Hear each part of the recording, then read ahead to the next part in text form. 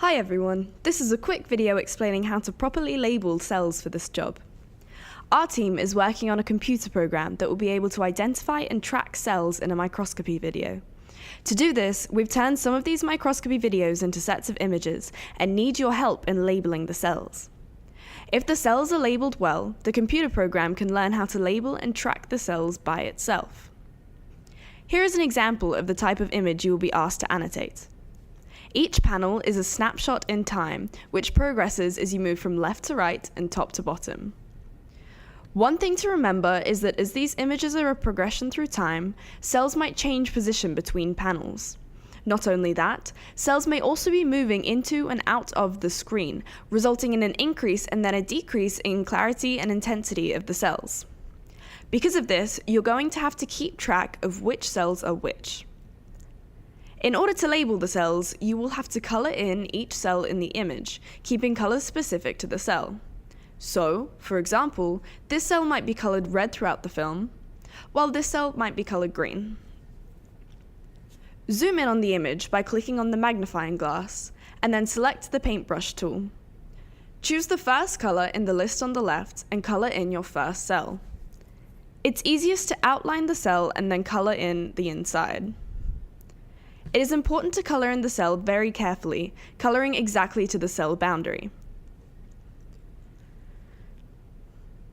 It's easier to see if you go over the lines by adjusting the transparency like so.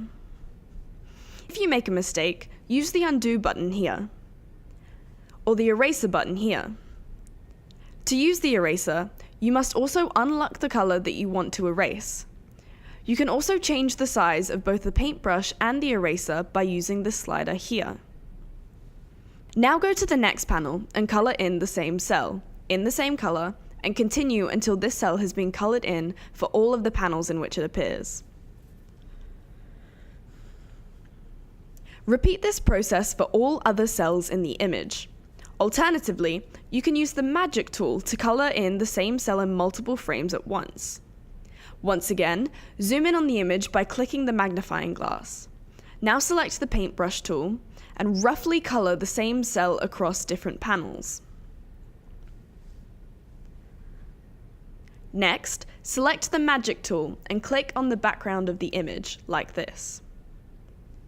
Select the eraser tool and click on the colored area outside of the cell. This should leave only the cells colored in.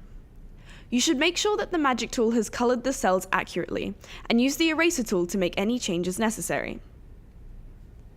If a cell disappears by moving out of the image, like here, or dividing into two new cells, like here, don't use the color that you used for that cell for any other cell.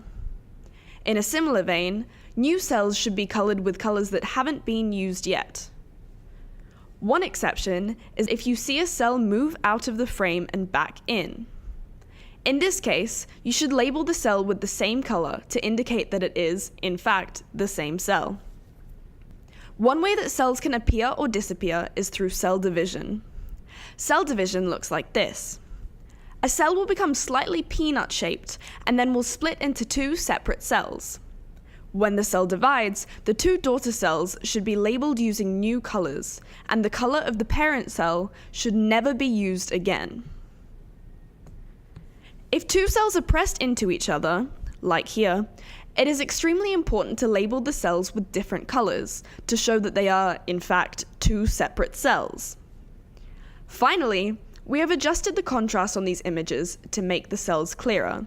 However, this occasionally results in artifacts.